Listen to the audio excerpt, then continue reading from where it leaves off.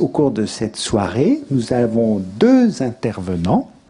Nous avons un épidémiologiste démographe, Jacques de Mouzon, qui travaille à l'INSERM, dans une unité mixte INED-INSERM, unité d'épidémiologie, de démographie et de sciences sociales, et qui est un grand spécialiste des méthodes de procréation médicalement assistée et surtout de l'étude de leur impact du point de vue statistique.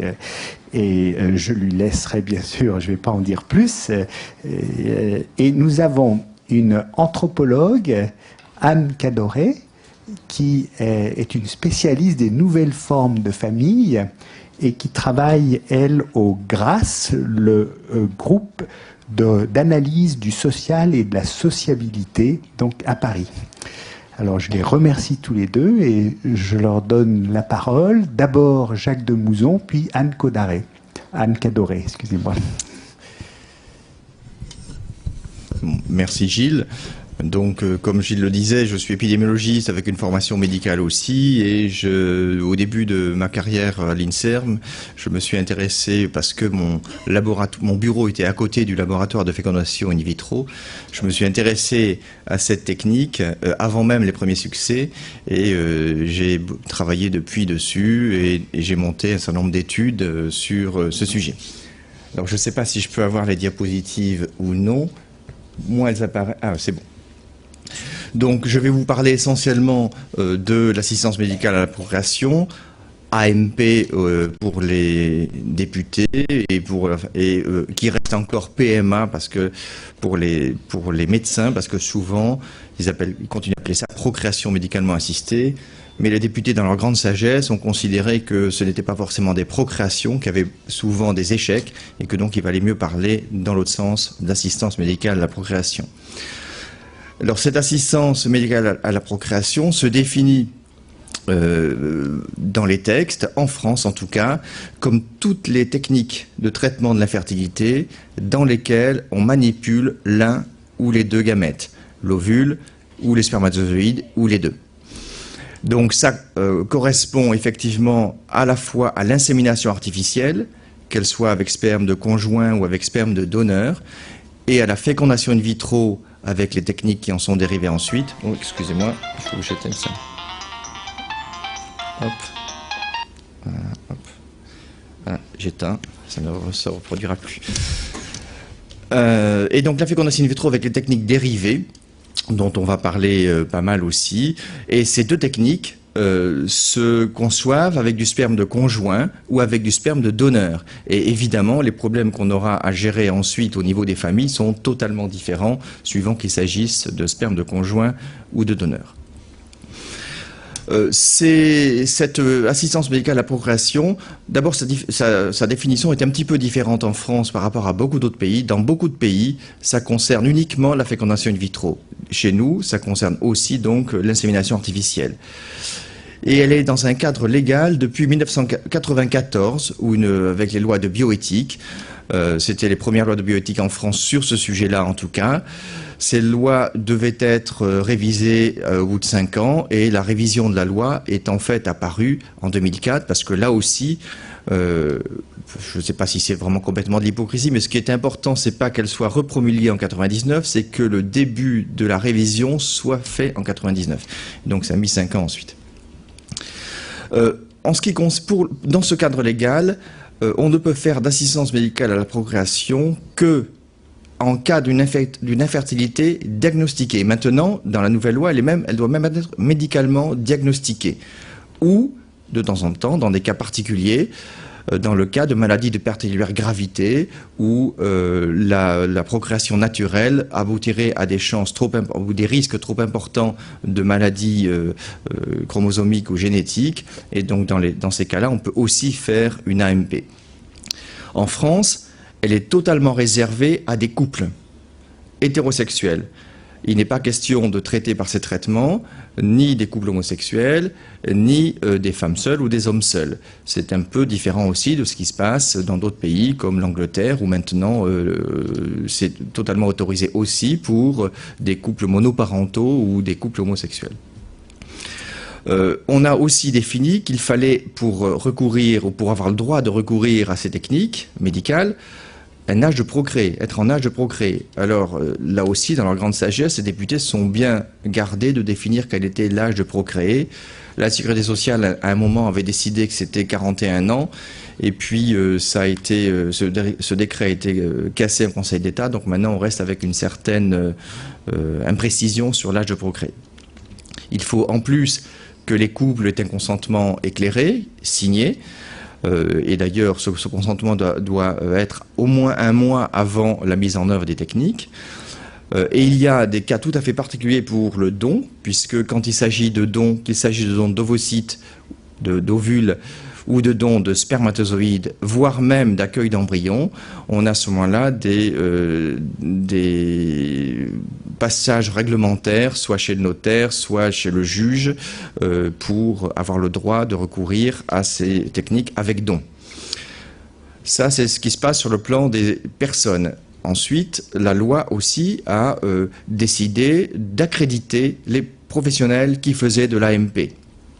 Elle les a accrédités d'abord en accréditant, en agréant des praticiens sur leur dossier, et ensuite en autorisant des établissements. Alors jusque-là, c'était une autorisation ministérielle sur l'avis de 2 commissions, qui sont la CNMB-RDP que j'ai marquée et une autre commission que j'ai pas marquée, qui s'occupe de l'hospitalisation. Depuis la nouvelle loi, ce n'est plus comme ça que ça va se passer, c'est l'agence de biomédecine qui vient d'être créée, dont la création a été faite, je ne sais plus si c'est la semaine dernière ou la semaine d'avant, et qui va, elle, tout gérer, et dont le directeur va avoir un rôle décisionnel. Alors en plus, il y a bien sûr un guide de bonne pratique qui a été fait déjà il y a quelques années, qui a été revu et qui, je pense, sera aussi revu par l'agence et qui va fixer un peu plus les modalités des traitements. Si je reviens maintenant à la FIV, parce qu'on va peut-être plus s'intéresser à la FIV qu'aux inséminations, dans les questions on verra si vous voulez parler un peu plus d'insémination, mais ce qui a le plus changé la vie des couples infertiles, c'est quand même la fécondation in vitro. Les premiers bébés FIV datent de 1978 en Angleterre, c'est Louise Brown, et en France, le premier date de 1982, 4 ans plus tard, c'était Amandine qui était née à Béclair, qui a été conçue et est née aussi d'ailleurs à Béclair. C'est une technique qui maintenant quand même aboutit à un certain nombre de succès. Comme vous le voyez sur cette diapo, on a à peu près dans le monde entier probablement 1,5 million d'enfants qui sont nés conçus par ces techniques. Et il en est dans le monde environ 200 000 par an. En France, je pense qu'il y en a à peu près 200 000 qui sont nés depuis le début, et il y en a à peu près 11 000 par an, ce qui correspond approximativement à 1,3% des naissances. Alors bien sûr, c'est un succès, mais on en reparlera un peu, et puis peut-être dans les questions. Il y a des questions qui se posent toujours sur les conséquences médicales. C'est une technique qui mêle toujours à la fois des aspects de routine, puisque vous voyez le nombre d'enfants fait qu'on est dans la routine, mais en même temps la technique évolue sans arrêt, et on pourra reparler un petit peu des évolutions techniques. Donc elle mêle à la fois routine et recherche, elle pose évidemment des questions de société, tant sur le plan économique, éthique, sociologique ou psychologique, etc. Si on replace dans le contexte un peu de la FIV, je vais vous peut-être raconter un petit peu comment ça s'est passé au départ. Il faut replacer dans le contexte de 15% d'infécondité. Sur la population, environ 15% des couples ont, à un moment donné, des difficultés à concevoir. Certains les ont plusieurs fois, d'autres les ont une fois, mais c'est environ 15%. Et dans ces 15%, à peu près un tiers sont pour des trompes bouchées.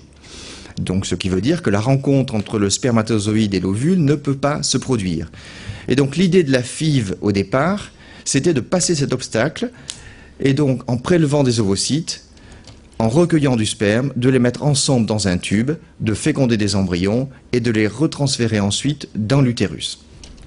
Alors il y a eu beaucoup de problèmes à régler avant que ça marche. D'abord parce que les ovules mûrissent très tard dans le cycle, ils mûrissent juste après le déclenchement de l'ovulation. La fin de la maturation se fait après le déclenchement de l'ovulation, donc on a très peu de temps pour intervenir. Il fallait préparer les spermatozoïdes parce que si on met du sperme normal éjaculé en phase d'ovocytes, il ne fécondera absolument pas parce que les sécrétions, par exemple séminales et prostatiques qui l'entourent, l'aident à progresser dans l'utérus normalement, mais sont contraires à la fécondation. Donc il faut d'abord qu'il s'en débarrasse. Il y avait aussi un tas de problèmes de conditions de culture. C'est pas évident de trouver des milieux de culture qui permettent de cultiver des embryons. Alors, il y a eu des solutions qui ont été trouvées à tous ces problèmes. Alors, on a trouvé plein de solutions. Tout d'abord, on arrive maintenant à bloquer l'ovulation. Ça fait déjà longtemps. On bloque l'ovulation, c'est-à-dire qu'on empêche l'ovulation normale. En effet, quand on bloquait pas l'ovulation, il y avait un grand nombre de cycles pour lesquels, je vous ai dit que la maturation se faisait tardivement et qu'elle n'est pas facile à trouver. Eh bien, il y avait beaucoup de cycles pour lesquels on arrivait soit après la maturation, après l'ovulation, on ne trouvait pas d'ovules, ou alors au contraire, on arrivait trop tôt et on ne savait pas les maturer. Donc on a utilisé des molécules qui bloquent l'ovulation et qu'on met maintenant la plupart du temps les derniers jours du cycle précédent, le cycle de la fécondation in vitro. Et ensuite, une fois qu'on a bien bloqué, eh bien, on fait une stimulation de l'ovulation de manière à obtenir beaucoup d'ovocytes. Et c'est pareil, au tout début de la FIV, on faisait ça en cycle spontané avec un seul ovocyte. Alors comme on ne savait pas bien trouver quand il était mûr et qu'il n'y en avait qu'un, eh bien les chances de succès étaient extrêmement faibles. On avait des taux de fécondation qui étaient de l'ordre de moins de 20% des cycles avec un embryon. Donc on a mis des stimulations de l'ovulation, des gonadotrophines qui permettent de nourrir les ovocytes qui, au début du cycle, seraient morts sans sein et qui permettent d'obtenir donc en moyenne 10, mais parfois 15, 20, voire 30 ovocytes lors d'un cycle. On a fait tout ce qu'il fallait pour préparer les spermatozoïdes, on les lave, on les centrifuge, on les fait migrer de manière à obtenir les meilleurs et les plus normaux et les plus rapides. Et puis ensuite, donc, on prélève les ovocytes, généralement par une ponction qui se fait sous échographie. Au tout début, on ponctionnait par celluloscopie, c'est-à-dire qu'on faisait un petit trou dans l'abdomen. Maintenant, on sait faire uniquement par échographie et par voie vaginale. Et c'est beaucoup plus facile, beaucoup mieux toléré, et on voit mieux ce qu'on fait. On prélève ces ovocytes, on les met en contact avec des spermatozoïdes et puis au bout de 24 heures, on voit s'il y a un embryon parce qu'il y a un début de ce qu'on appelle clivage, c'est-à-dire des cellules qui se séparent. Et généralement, au bout de 2 jours ou 3 jours, on a des embryons qui font 4 à 8 cellules et qu'on replace. Et je vous ai dit qu'il y avait jusqu'à 15, 20, 30 ovocytes. On peut donc avoir jusqu'à 10, 15, 20 embryons. Et donc, évidemment, on ne replace pas tous les embryons. Et on reverra tout à l'heure que en replacer trop aboutit à des risques de grossesse multiples. Et donc, on en replace juste un certain nombre. Alors, donc, la FIV va évoluer, je vous décris globalement la fécondation in vitro, mais elle a évolué beaucoup depuis le début. Je vous ai dit qu'au début, c'était essentiellement pour traiter des infécondités féminines et tubaires, notamment tubaires.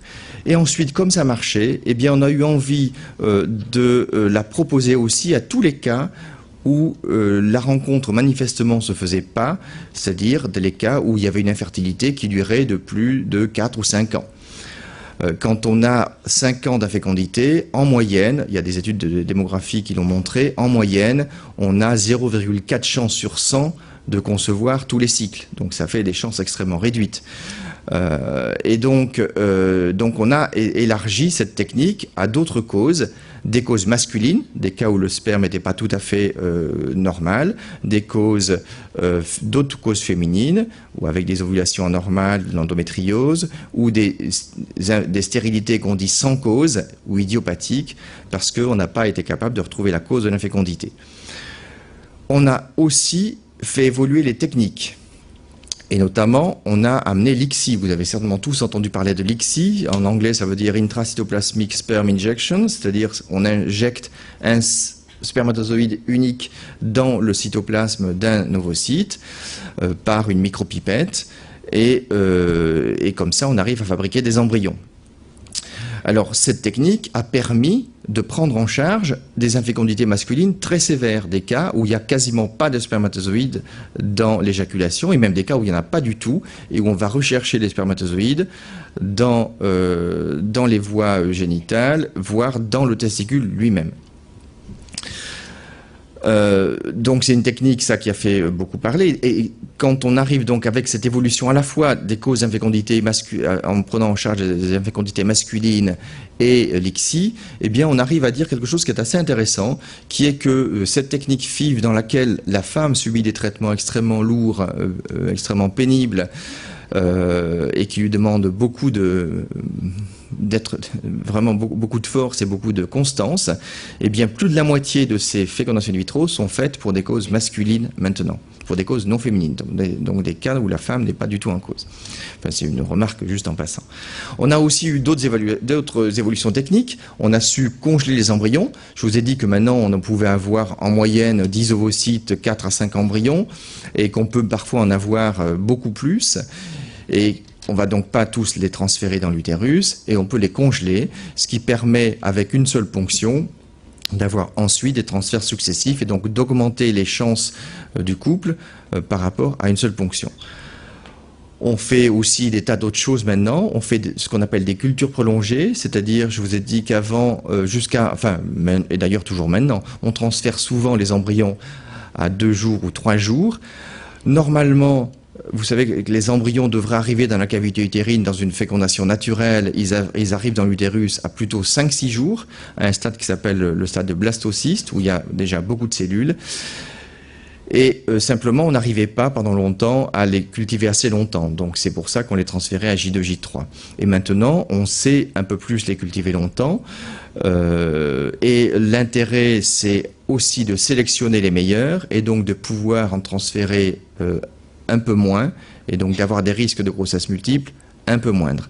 Mais en fait, ça reste une technique qui pose des soucis parce que les embryons se congèlent pas très bien. Et donc pour l'instant, en France par exemple, on ne fait que 6 à 10% de culture prolongée.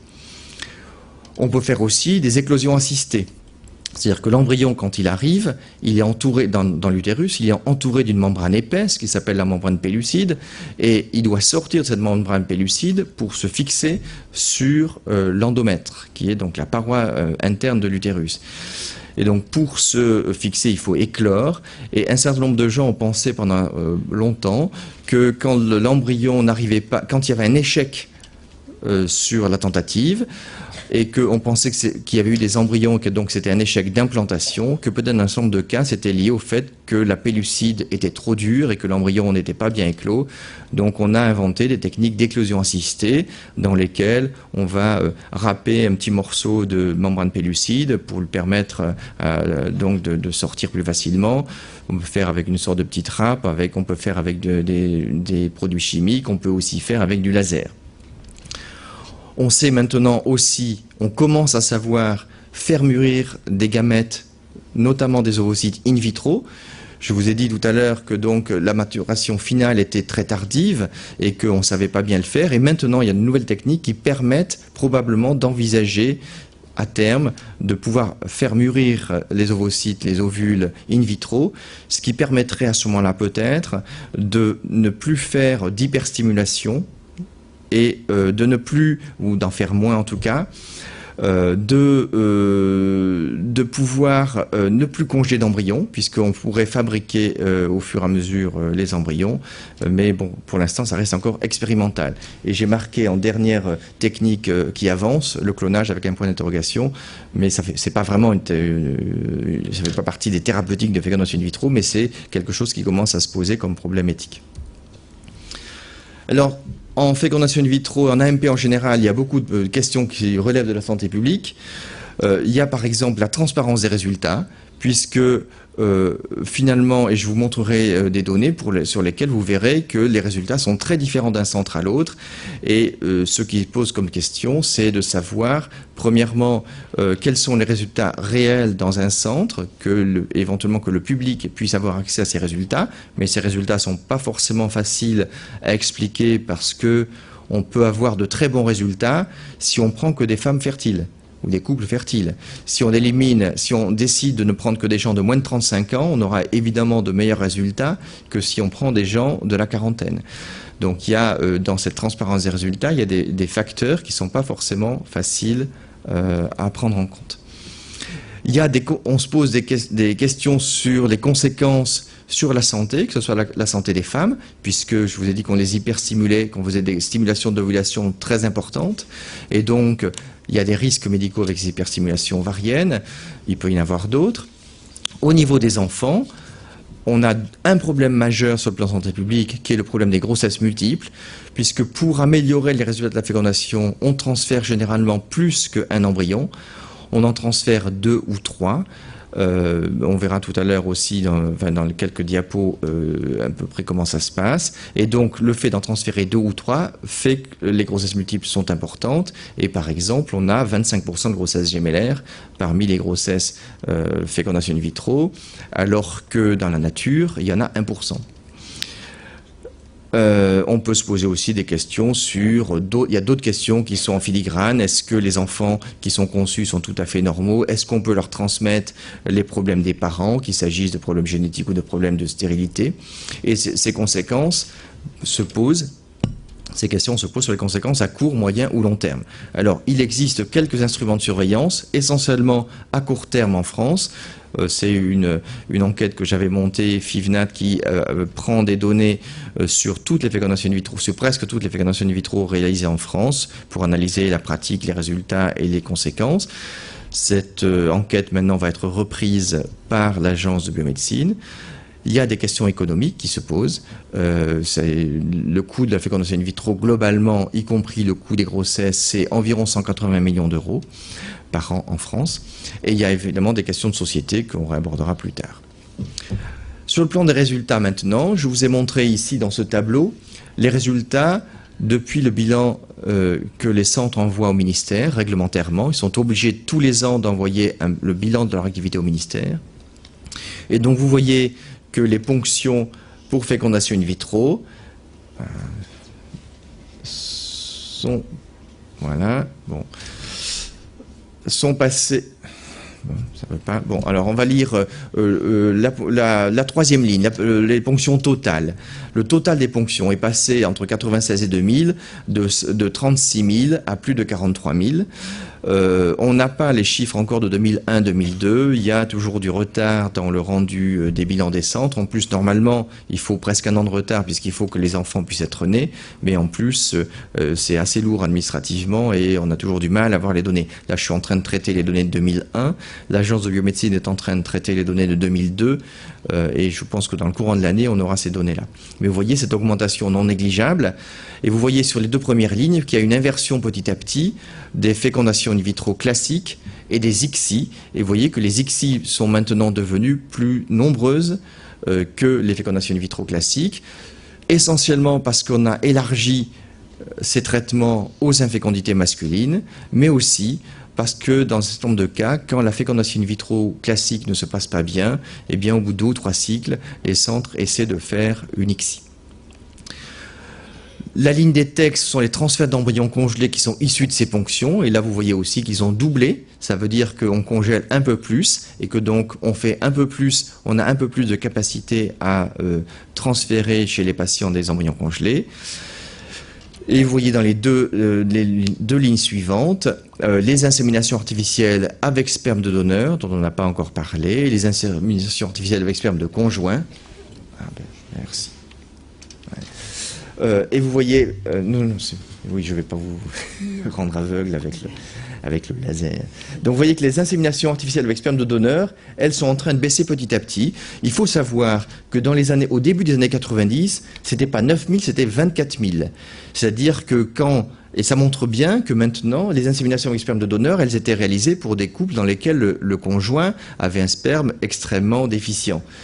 Et cette diminution montre bien que ces hommes, ces couples ont été pris maintenant en charge par la fécondation in vitro et qu'on a déplacé finalement le problème éthique de la conception avec sperme de donneur à la conception très technique avec les problèmes que ça peut poser. L'IAC, c'est donc les inséminations avec sperme de conjoints. Vous voyez que là aussi, elles augmentent. Elles sont passées de 36 000 à 47 000. Et donc, si on fait le total en France de toutes les AMP, vous voyez qu'on est passé de 87 000 cycles à 107 000 cycles en 2000. Donc, c'est une augmentation non négligeable qui fait se poser des questions dont on pourra parler. Pourquoi on augmente à ce point-là? Il faut savoir par ailleurs que les fécondations in vitro et l'AMP en général, c'est l'aboutissement généralement après un certain nombre de traitements d'infécondité, et que si on essaie de calculer, et là on n'a pas les données correctes, mais par calcul on peut les estimer, hors AMP, on a encore 200 à 300 000 cycles qui sont stimulés par des stimulations de l'ovulation, par des gonadotrophines. Et probablement, ça veut dire que probablement on a 50 à 100 000 femmes par an qui sont stimulées. Voilà. Et si on considère que, comme je vous l'ai dit tout à l'heure, il y a 15% de la population qui est confrontée à l'infécondité un jour, ça devrait aboutir normalement à quelque chose de l'ordre de 60 000 femmes, donc toutes ne sont pas, en principe, ne relèvent pas toutes de la stimulation, ce qui veut dire que certainement, on prend en charge souvent trop tôt, à cause de l'impatience, peut-être à cause de l'âge qui augmente, souvent trop tôt, des couples en stimulation de l'ovulation. Je vous donne aussi les résultats des enfants. Vous voyez que le nombre d'enfants nés vivants, alors prenons cette ligne-là, FIV plus ICSI, vous voyez 7200 à 9500. Si on rajoute les transferts d'embryons congelés, on en rajoute encore 1000. Et si on rajoute les enfants IAD 950 et les enfants IAC 3600, au total, ça fait à peu près 15 000 enfants, et probablement un petit peu plus maintenant, qui ont été conçus par une AMP, ce qui représente 1,6% à peu près des naissances, puisqu'en France on est à un peu moins de 800 000 naissances, mais on a fait une enquête, on fait des enquêtes assez régulièrement sur des enquêtes qui s'appellent les enquêtes périnatales nationales, où pendant une semaine, une équipe relève des caractéristiques sur toutes les naissances de la semaine, et on a pu, à partir de cette enquête, estimer qu'environ 5% des enfants conçus en France étaient conçus avec un traitement de l'infertilité. Donc c'est un tiers qui serait traité par la FIV sur cela. Très rapidement encore, quelques données sur la FIV, ici, et sur les autres inséminations aussi. Je vous ai mis ici les résultats de la fécondation in vitro. Bon, on les voit assez. Alors ces résultats-là, ils sont exprimés pour la FIV, l'ICSI avec du sperme ponctionné, et soit du testicule, soit du déférent, et vous voyez que le résultat des ICSI est légèrement supérieur au résultat des FIV, mais en fait c'est un faux résultat supérieur, parce qu'il faut savoir qu'en France et dans beaucoup d'autres pays, les femmes qui bénéficient d'une ICSI sont un peu plus jeunes que les femmes qui bénéficient d'une FIV, et donc elles ont naturellement des chances, et elles sont plus fertiles puisque c'est le conjoint qui essentiellement est atteint, et donc elles ont des chances naturelles de grossesse supérieures. Et les transferts d'embryons congelés, vous voyez ici, ont à peu près 10%. Donc il faut compter, en gros, pour la fécondation in vitro, quand on rajoute les transferts d'embryons congelés, il faut compter que pour une ponction, on a environ 20% de naissance. Pour l'insémination artificielle avec sperme de conjoint, les résultats sont nettement inférieurs. Vous voyez ici que c'est environ 8% de naissance par cycle. Alors c'est beaucoup moins, certes, ce sont des techniques plus légères et qui sont beaucoup moins coûteuses, mais ça reste quand même très inférieur au résultat de la FIV.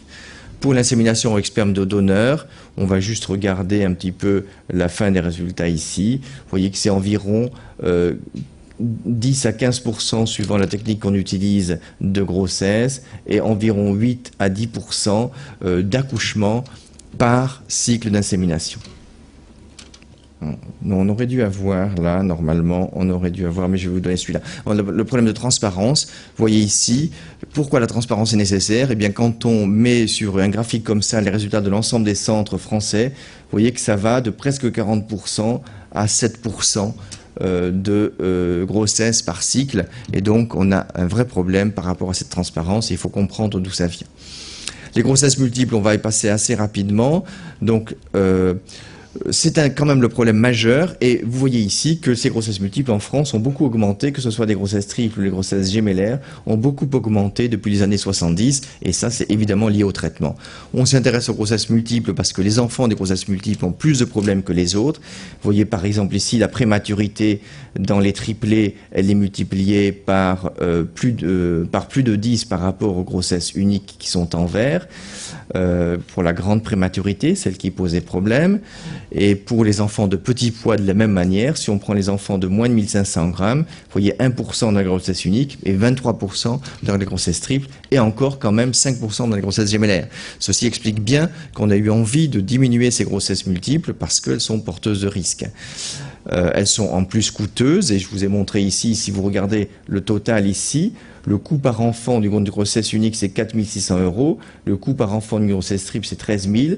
Si on s'intéresse à la grossesse, c'est le même prix, bien sûr, 4 600 pour une grossesse unique, et c'est 39 000 € pour une grossesse multiple. Donc c'est aussi un des facteurs qui joue sur l'importance de ces grossesses multiples. Alors ces grossesses multiples sont assez bien prises en compte par la profession, en essayant de diminuer petit à petit. Il y a des pays dans lesquels le nombre d'embryons transférés a été réduit de manière réglementaire. En France, c'est simplement un conseil. Mais vous voyez qu'ici, le nombre d'embryons moyens transférés est passé de 3 dans les années 90 au début, à maintenant à peine plus de 2, et que dans le même temps, vous voyez que les grossesses triples, qui étaient à 8% au début des années 90, sont maintenant à 2% en début de grossesse. Et quand on prend en compte les réductions embryonnaires à la naissance, elles sont de l'ordre de 1%. Donc ça a beaucoup diminué, ça a bien été pris en compte par les professionnels, même si ça reste un problème non négligeable. Alors, pour terminer, deux questions. Le problème de la parentalité, c'est aussi, je pense, un des sujets. Il faut bien différencier, dans ce qui concerne l'AMP, ce qui revient à la technique de ce qui revient au don de gamètes. La plupart des AMP sont faits sans don de gamètes. Donc le problème est différent. Il s'agit d'enfants, entre guillemets, high-tech, qui n'ont pas été conçus comme les autres. Évidemment, ça peut poser des problèmes, mais c'est tout à fait différent des cas qui sont très minoritaires, dans lesquels l'enfant a été conçu après un don de gamètes, que ce soit du sperme ou des ovules.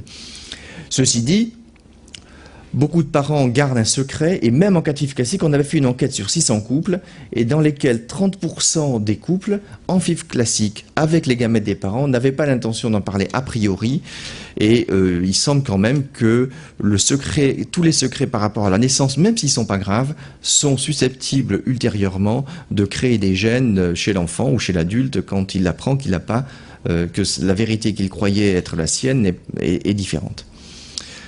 Donc ça, je vais laisser tomber ça pour avancer.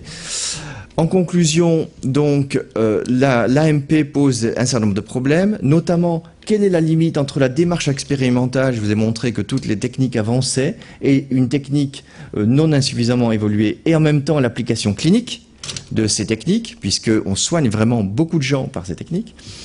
Elle suscite de nombreuses questions qui relèvent à la fois de la technique, de problèmes sanitaires et de problèmes éthiques, et bien sûr, elle soulève des questions qui sont liées aussi à l'origine des gamètes et aux procédés utilisés pour l'AMP.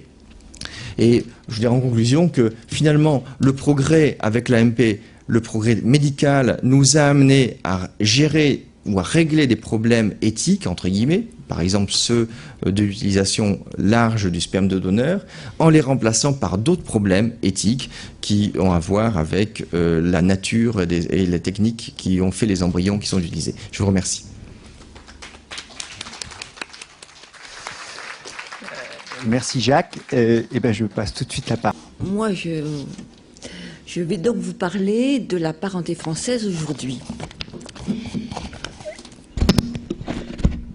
La famille repose sur des règles de parenté, c'est-à-dire sur l'attribution de parents à un enfant, d'une femme comme mère, d'un homme comme père, femme et homme dont cet enfant est issu, femme ou homme par qui cet enfant va être élevé et dont il va recevoir une identité et éventuellement des biens. Cette attribution, inscrite dans nos règles d'état civil, est essentielle car elle réglemente la filiation. Mais aussi, elle valorise une certaine filiation et pas une autre. De plus, ces règles fondent la relation entre la mère et le père de l'enfant, c'est-à-dire l'alliance matrimoniale. C'est donc sur cette combinatoire de liens génétiques, de liens de filiation et de liens d'alliance qui vont se retrouver ou être oubliés dans l'unité nucléaire familiale que je voudrais m'arrêter. Alors aujourd'hui, en ce début du XXIe siècle, nous avons devant nous un certain nombre de configurations familiales que vous voyez ici, telles la famille adoptive, la famille recomposée, la famille dont les parents restent concubins, la famille dont les parents font appel à une aide médicale à la procréation, ou encore la famille homoparentale. J'ai aussi mis dans mon schéma la famille d'accueil et la famille monoparentale, bien qu'elles soient des figures un peu en dehors de mon analyse. Cependant, quelle que soit la configuration familiale choisie, elle s'est construite, elle s'est façonnée à partir d'un modèle de référence qui repose sur le mariage des parents. Jusqu'en 1972, seul le mariage des pères et mères permettait à l'enfant issu de ce couple de s'inscrire dans leur lignée. La maternité de la mère entraînait d'office, et entraîne toujours a priori aujourd'hui, la paternité de son époux. La filiation de le mariage était, et reste encore aujourd'hui, indivisible. La mère était censée mettre au monde un enfant de son mari. La procréation résultait de ces relations sexuelles-là. Nous avions donc, jusqu'à cette date 1972, un seul mode légitime de constitution familiale où sexualité, procréation, naissance coïncidaient dans le mariage de deux individus pour donner la filiation. Ces règles établies régulaient la relation du masculin et du féminin dans la perpétuation de l'espèce, tout en tentant de contrôler la sexualité à travers la question de la naissance et de la procréation. Nous avions bien un père et une mère, mais ce qu'il faut retenir et ce qui est important, c'est que nous avions et nous avons qu'un seul père et qu'une seule mère. Ce qui veut dire que nos parents étaient censés être nos géniteurs, ce qui est peut-être souvent le cas, mais pas toujours. Les fonctions parentales de procréation, de nourriture, d'éducation d'un enfant, de transmission de l'identité étaient et sont, dans cette situation-là, toutes portées, ces fonctions parentales, par ces deux seuls parents, le père et la mère. Je remarque que c'est quand même une spécificité de notre culture occidentale et que ce n'est pas dans tout le monde de la même manière. Et que ça peut être aussi bien lourd pour notre société occidentale. Le mariage civil, quand je parle de mariage, je parle du mariage civil, avec sa conséquence de filiation indivisible, le mari et l'époux de la mère, maintient la communauté de vie et de corps, une seule chair du mariage catholique. Et on retrouve dans le mariage civil cette sacralisation du mariage catholique par la filiation indivisible. Enfin, cette filiation s'effectue sous le signe d'une transmission indifférenciée, à inflexion patrilinéaire jusqu'à très récemment, c'est-à-dire jusqu'à janvier 2005. L'enfant descend bien des lignées paternelles et maternelles, et jusqu'à ce mois de janvier 2005, il recevait le nom de son père, le patronyme. On voit alors que des outils juridiques règlent cette transmission, l'héritage, la nomination, mais il y a aussi des marquages symboliques comme la prénomination, et on se rend compte que souvent dans les familles, quand vous regardez autour de vous, que l'enfant a souvent plusieurs prénoms, que le premier prénom est choisi par les seuls parents, alors au goût des parents, mais que l'enfant, dans ses second et troisième prénoms, rappelle très souvent un prénom des ascendants. Et en général, on choisit une fois une lignée maternelle, une fois la lignée paternelle, pour inscrire la filiation indifférenciée dans la prénomination. La première forme de constitution de l'unité familiale qui ouvre notre schéma initial de famille de référence est la famille adoptive. La famille adoptive, telle que nous la connaissons aujourd'hui, est apparue en 1976, même si cette formule d'adoption plénière fut mise en place en 1966. En 66, elle s'appuie encore sur le principe de donner un enfant à un couple stérile, c'est-à-dire de donner un descendant à des parents. Alors qu'à partir de 76, il y a une petite nuance, c'est que même des parents avec déjà une descendance pouvaient adopter. Ce qui veut dire qu'il ne s'agissait plus de donner une descendance à des parents, un enfant à des parents, mais des parents à un enfant. Cette adoption plénière confère à l'enfant une filiation qui se substitue à la filiation d'origine qui est supprimée. Et cette filiation, reprise sur des bases uniquement juridiques de notre modèle de référence, est aussi indivisible. Ce qui veut dire qu'elle ne peut concerner qu'une seule unité du couple parental. Unité qui peut être un couple marié, une personne mariée avec le consentement de son époux, ou bien un célibataire, homme ou femme. Mais elle ne peut pas concerner les concubins, qui ne peuvent pas adopter à deux parents. Enfin, je voulais signaler que l'agrément des parents adoptifs va se fonder sur leur capacité à répondre à une fonction de parentalité, soigner, éduquer, aimer l'enfant, et non plus tant à une position parentale, à un statut parental de paternité ou maternité. Le projet parental d'élever un enfant, et non la procréation, devient actuellement le principe essentiel pour accéder à la filiation. Puis, l'autre forme que je me propose de mettre en perspective est la famille que j'appelle concubine. Elle n'est pas la plus ancienne des formes familiales, mais elle est la plus commune puisqu'à l'heure actuelle, à peu près 50% des enfants naissent hors mariage. Et peut-être est-elle la plus répandue de ces nouvelles formes familiales parce qu'elle reste le plus proche du modèle de base. Les enfants sont bien issus officiellement des parents avec lesquels ils vivent, bien que ces parents soient en relation de concubinage et non de mariage. Dans ce modèle, sexualité, procréation, naissance et filiation coïncident, mais sans alliance. Il faut malgré tout souligner une différence de taille entre famille fondée sur le mariage et famille concubine. La famille concubine a une filiation divisible. Et c'est important parce qu'on voit une individualisation des parents. Alors, je ne parlerai pas du Pacs, qui est une forme d'alliance, parce que le Pacs a été construit pour éviter la filiation. Une autre situation familiale, celle dont l'enfant est conçu grâce à l'aide médicale à la procréation avec donneur. Car effectivement, quand il est conçu avec les substances des parents, avec les gamètes des propres parents, il ne change pas notre schéma de filiation. Il n'y a pas de tiers, il n'y a pas d'autres personnes dans l'unité familiale. Il change lorsqu'il est conçu avec donneur. Sexualité, naissance et filiation se recoupent, mais il n'y a pas eu conception, procréation naturelle de l'enfant. Remarquons que les bénéficiaires de l'insémination artificielle avec donneur doivent être mariés ou en concubinage déclaré depuis plus de 2 ans.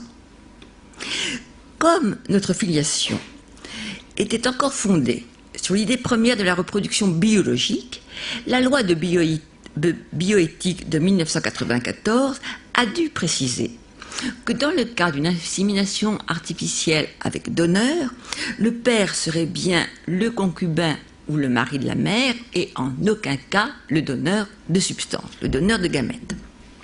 Donc là encore, pour construire cette filiation, on est obligé d'annuler un personnage, qui est le donneur de gamètes.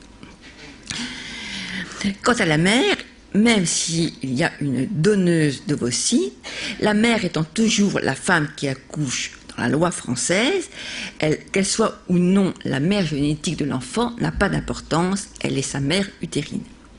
Et mis en avant dans ces lois bioéthiques de couples mariés ou en concubinage déclaré, l'intérêt de l'enfant d'avoir un père et une mère et toujours un seul père, une seule mère.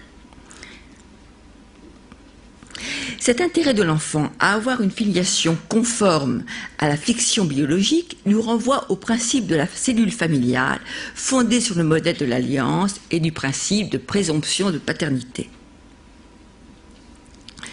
Si ce n'est qu'avec le cas d'insémination avec donneur anonyme, le père n'est pas le géniteur et que la présomption de paternité n'est pas fondée sur une ignorance possible, mais sur un mensonge certain.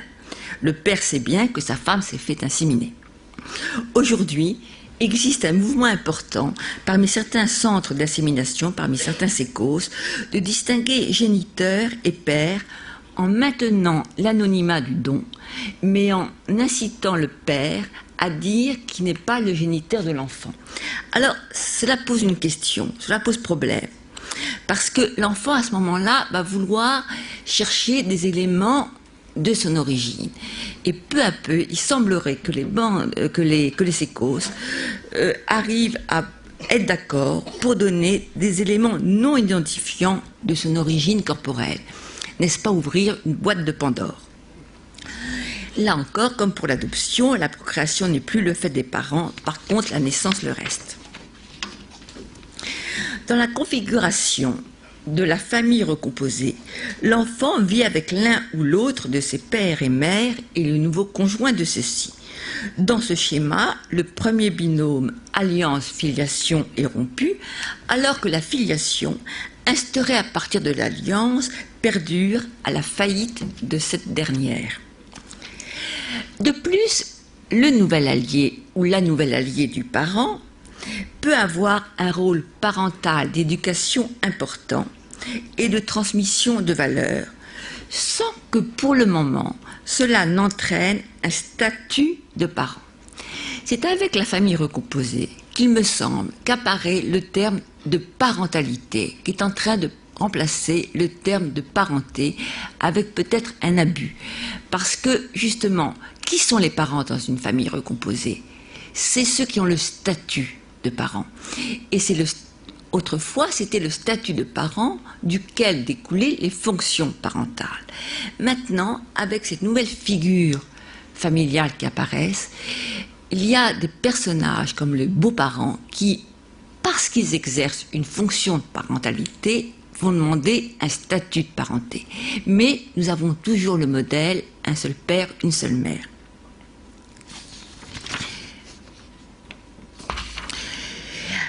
Avec cette apparition du beau-parent s'ouvre sans doute le schéma de parenté occidentale. Et cette parentalité conduit à une réclamation de parenté. En 2002, est élargie les conditions de délégation d'autorité parentale et elle peut maintenant être déléguée sans que le parent premier perde son autorité parentale. Et c'est important parce que cela peut permettre aux beaux-parents de s'inscrire dans la famille de l'enfant. Je ne vais pas vous parler de la famille d'accueil parce que je ne veux pas prendre trop de temps, seulement noter qu'il n'y a aucun lien de parenté institué avec une famille d'accueil parce qu'il n'y a aucun lien non plus d'alliance. À la fin des années 1990, arrivent de nouvelles formes familiales, les familles homoparentales, c'est-à-dire des unités familiales dans lesquelles se retrouvent deux parents de même sexe. Cette dernière forme va se décliner à travers les structures de famille apparues depuis les années 1970, les familles recomposées avec la coparenté, les familles adoptives ou les familles avec l'aide médicale à la procréation.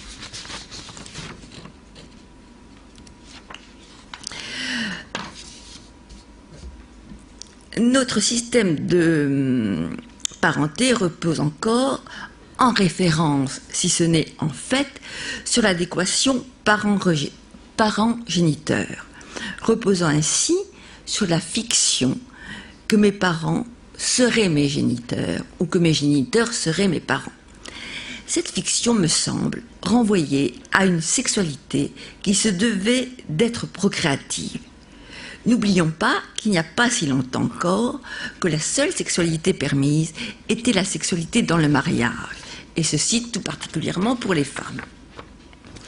Cette fiction a pu perdurer un certain temps malgré la configuration adoptive, tant que l'enfant pouvait paraître issu de ses parents adoptifs. Mais l'adoption internationale, qui est l'origine majoritaire des enfants adoptés, embrassant les origines génétiques, a fait tomber la fiction. Cependant, a été maintenu le fait de n'avoir qu'un seul père et qu'une seule mère. Et comme la fiction est tombée parce que les parents adoptifs d'un enfant né dans des pays lointains d'autres couleurs ne peuvent pas se dire les géniteurs de l'enfant, avec cette fiction qui tombe, apparaît un lieu vide, le lieu de l'origine, et apparaît une sorte de trou noir qui aspire l'adolescent. Cette fiction des origines, de mes géniteurs sont mes parents sont mes géniteurs, a malgré tout été reprise par les lois bioéthiques de 1994, qui permettent de laisser croire que le mari, alors je parle bien avec d'honneur, que le mari ou le concubin de la femme qui accouche est le père de l'enfant. L'insémination, effectivement, avec donneur, s'effectue de façon à ce que le phénotype du donneur de gamètes corresponde à celui du parent stérile. Par contre, les familles homoparentales font complètement tomber cette fiction. Le couple conjugal homosexuel ne peut pas être le couple géniteur de leur enfant, même s'il peut en être le couple parental. Il faudrait se demander si ce n'est pas dans cette impossibilité de maintien de la fiction avec les familles homoparentales, si ce n'est pas donc cette impossibilité qui gêne autant notre société. Les couples homoparents nous affirment une sexualité totalement déliée de la procréation. Et donc, est-ce que ce n'est pas cela qui poserait problème aux détracteurs de la famille homoparentale? La deuxième chose que je voudrais noter dans cette évolution des formes familiales, après donc cette remise en cause de la fiction filiative, c'est la mise en valeur de l'individu. Le libre choix, le consentement de l'individu deviennent des valeurs incontournables. Et tout doit se faire sous le signe du contrat. L'individu se doit de s'épanouir, de se révéler à lui-même, qu'il soit un homme ou une femme, un père ou une mère. Et j'espère que vous me voyez venir. Avec cette individualisation et cet épanouissement est réclamée aussi une égalité de l'homme et de la femme, du père et de la mère. Et en fait, depuis 1970, diverses lois, d'une part, ont rendu la place légale de la mère semblable à celle du père, et d'autre part, ont désolidarisé la filiation de l'alliance, sans doute pour permettre une évolution du lien conjugal et un démariage, tout en essayant de préserver la stabilité des liens de filiation maternelle et paternelle. En 1970, l'autorité paternelle, qui était encore quelques années plus tôt appelée puissance paternelle, donc en 70, l'autorité paternelle se transforme en autorité parentale, la mère partageant avec le père la responsabilité de l'enfant. Puis, en 1972, la loi de filiation du 3 janvier permet aux concubins, comme j'ai montré avec la famille concubine, d'intégrer pleinement leurs enfants dans leur lignée, sans passer par le mariage. Les mentalités changent, la femme seule n'est plus fille-mère, peut-être mère célibataire, mais surtout simplement mère. En 1975, c'est le divorce par consentement mutuel qui est instauré. Puis, 18 ans plus tard, en 1993, le maintien de l'autorité parentale conjointe est autorisé après divorce. Enfin, en 2002, le partage de l'autorité parentale lors d'une délégation d'autorité parentale dont je vous parlais pour les familles recomposées. Enfin, en ce troisième millénaire, en janvier 2005, est votée une révolution dans la transmission du nom, qui de patrilinéaire devient indifférencié. La mère, comme le père, pourra peu, pas pourra mais peut, transmettre son nom, ou bien les deux parents peuvent transmettre ensemble leurs deux noms. L'intérêt de l'enfant à avoir reconnu ses deux parents, à avoir un père et une mère reconnus, ainsi que la revendication des femmes à la parité familiale préside à cette évolution du droit civil. Nous assistons bien et participons à une individualisation des personnages familiaux, tout autant qu'à une personnalisation de leurs relations. Enfin, individualisation de l'enfant. Le bébé est devenu une personne, l'enfant acquiert des droits. Droit à être lui-même et se différencier de son ascendance, de ses parents. Droit à connaître ses origines, ses parents d'origine, lorsqu'ils sont différents de ses parents légaux. En 2002 est créé le Conseil national d'accès aux origines personnelles, le CNAOP, qui aide les enfants nés sous X ou abandonnés à éventuellement contacter leur mère d'origine. L'enfant donc est toujours fils ou fille d'eux, mais maintenant il peut choisir son affiliation et demander une affiliation plurielle. L'enfant devenu adulte et devenu parent pourra aussi choisir le nom de famille qu'il voudra transmettre. Le nom marquait jusqu'à présent l'inscription dans une lignée paternelle. Avec les dernières réformes, le processus de nomination permet de revenir en arrière, de se déplacer du bas vers le haut.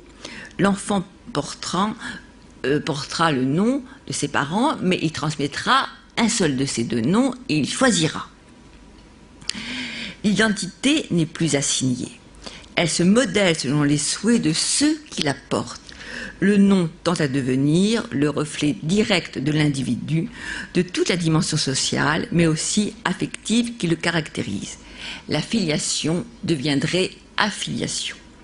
Pour terminer, je voudrais dire ma perplexité devant le double mouvement auquel nous assistons.